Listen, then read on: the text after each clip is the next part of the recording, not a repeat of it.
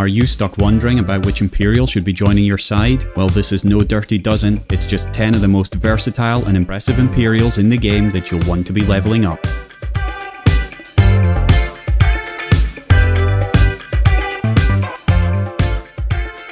Starting the list off at number 10, we dive directly in with a super controversial pick in Actus, or to give him his full name, Manipulus Actus Fulgurosus. And the reason I say controversial is because unless he's paired with the Adeptus Mechanicus team, then he just doesn't play very well with the rest of the Imperials. However, who he does play very well with is the Xenos, and specifically any metallic ones like Revas or any of the Necrons. Running as a pure support character, before the match starts, he uses his Mechadendrites, which are the tendril-like prosthetics protruding from his large rotund stomach to fill himself up with new sources of power. He then takes that power into battle and flies around healing anyone that's damaged, or if he drops his active, Defend the Divine Work, he heals himself and everyone around him. That's going to be the running theme through my top 10s. Right now, for the Tacticus campaigns, Guild Wars and Legendary events, healers are the absolute Emperor standard of classes. The only modes where they suffer are Guild Raids and Tournament Arena, which are all dominated by big damage dealers. But that's not all this little mechanical fatty does. His most impressive talent is his passive Galvanic Field that allows any character he's repairing to attack another in range. If you pair him up with Tangida, then he will spawn another Skitari Vanguard each turn, but for me, I love sticking him behind Revas and watching them tear through enemies together. Don't ignore Actus, give him a little whirl, and you'll be pleasantly surprised.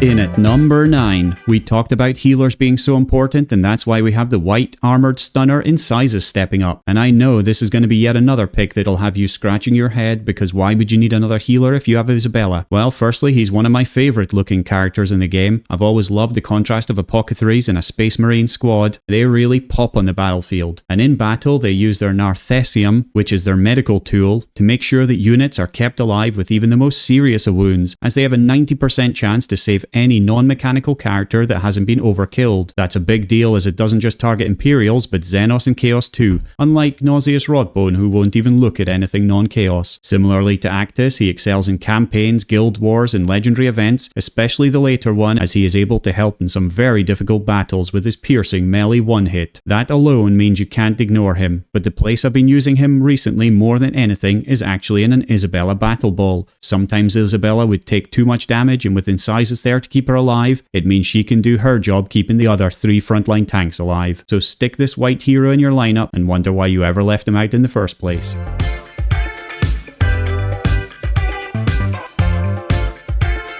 In at number 8, we have the Dark Angel Hellblaster Sergeant Sarquel, and I really hate coming up against this character because every time I shoot him, it feels like he shoots me back twice as hard. His Grim Retribution deals plasma damage, which if he has already shot you with his active supercharge, then it has an extra 10% piercing ratio, bringing it up to 75% and bringing you down by quite a lot. His heavy weapon trait gives him an extra 25 damage if he hasn't moved that turn, and Overwatch makes sure that anyone stepping within 3 spaces takes a hit. And if he does die, his final vengeance makes sure that he doesn't go down without one more punch in your face. He is also the only real ranged character in the Imperials that's used because Certus has not been graced with any useful traits and fails completely as a marksman, so it's left to Hellblaster to deal out the real punishment to all those heretics. As he fits in well with all modes, he's also a bit of a jack of all trades, master of none, but a solid addition to your Imperial team.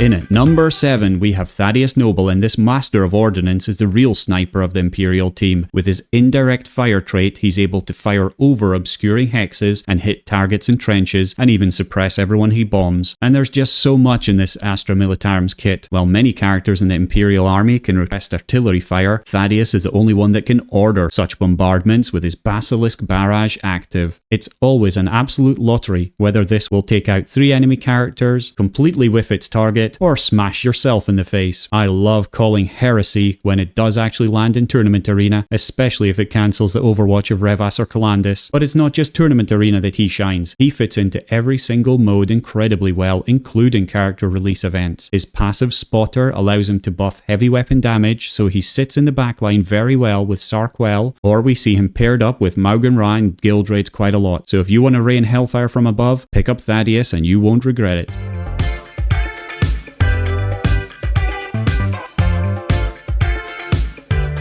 In at number 6, we have the poster child for the Space Marines Bellator. Wearing his red helmet in honor of Aenid Thale's role in the Battle of Calth during the Horus Heresy, he flies around the battlefield using his jump pack and calls in squads of Inceptors using his Death from Above active. Often called Bella Babies, these Inceptors pack a serious punch to the enemy, and if they're attacking alongside Bellator, they'll do another attack, which makes Bellator an exceptional character in guild raids, especially against the Tyranid bosses. With his Mark 10 Gravis armor, he is a crucial part of the Isabella battle ball, and you'll often see him frontlining that team and absorbing all manner of punishment. If he does drop his Bella Babies and they die, then Isabella can revive Bellator and 2 of his squad, which is just such an annoyance to deal with. So do yourself a favour and make sure you have the poster child leveled up as far as you can go.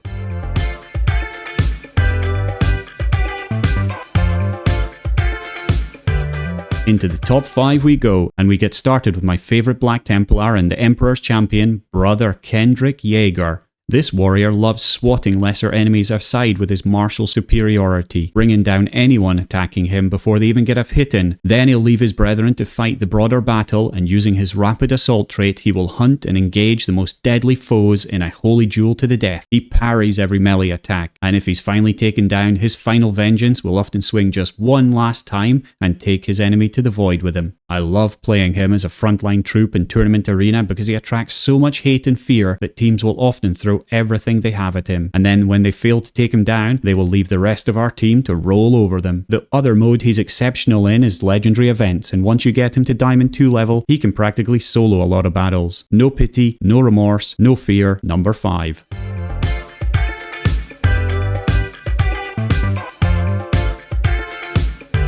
In at number 4, it's Celestine, the Living Saint. I don't think anyone can be surprised by this choice, as this being has incredible psychic power and faith that has led her to be resurrected from death many times. Flying over the battlefield in a suit of shining gold Sororitas power armor and wielding a blade wreathed in fire, she causes so much trouble to the backline of the enemy. If she does come under fire, she's immediately backed up by her Gemini Superia, Genevieve and Eleanor, who absorb any post-armor damage with their Life Ward passive ability. And these pair will throw themselves on the line for her, allowing her to do very well in character event battles that require your characters to not take any damage. But it is in Tournament Arena where she's always been trouble for everyone. Unless you manage to corner her, then she brings in more allies, she can absorb a full hit from Revas, and more recently though, she's been a crucial part of the Ragnar bomb, which sees Ragnar war howling and Celestine sky striking into the backline, using her active faith passive to add more crit chance and more crit damage to take out the most important character there. Often this will be a Calandus or a Shosul, which leaves Ragnar and the rest to rampage through the front lines unhindered. This legendary character will be a crucial part to your team, so good luck in the requisition pools unless you want a long grind of character shards.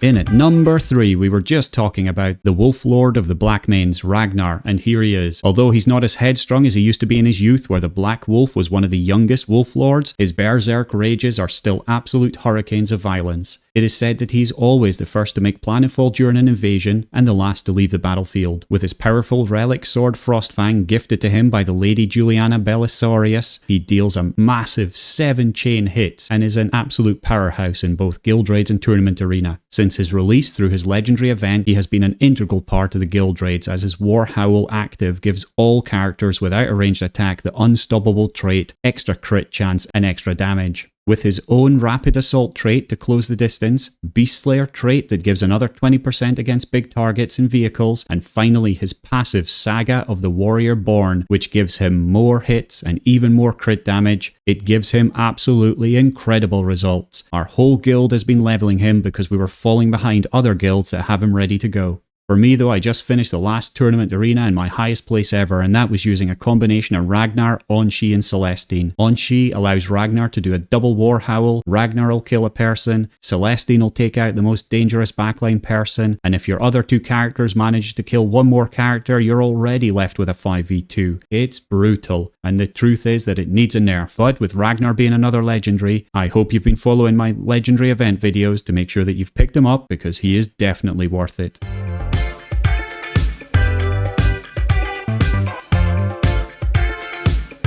In at number 2, we have Isabella Marikand, the sister of the Order's Hospitalier, easily the most powerful healer in the game, and the reason I have her at position number 2 is the way that she absolutely revolutionized my legendary event success. Dressed in nothing but light armor and a healer's robe, she displays incredible healing skills and compassion towards wounded and fallen allies. Her Medicus Ministorum passive allows her to heal any adjacent character, and that has led to the birth of the Isabella Battle Ball. You stick her in the middle with a bunch of tanks and she will sustain them forever, or at least until stage 12 of the legendary events, meaning a whole bunch of points for you. When I finally got her to gold 1, I haven't failed to open a legendary event character since. With her Rites of Restoration active, she revives not only one Imperial non-mechanical character, but also 2 summons, and this is quite a big deal for Celestine and Bellator when she's defending in Guild Wars, because they will often charge in, spawn extra characters, die, and then Isabella will revive them all for another go. With her active Faith trait, she will do extra crit chance and extra crit damage, which means that she isn't useless in battle either, so level up your survivability skills as quickly as you possibly can.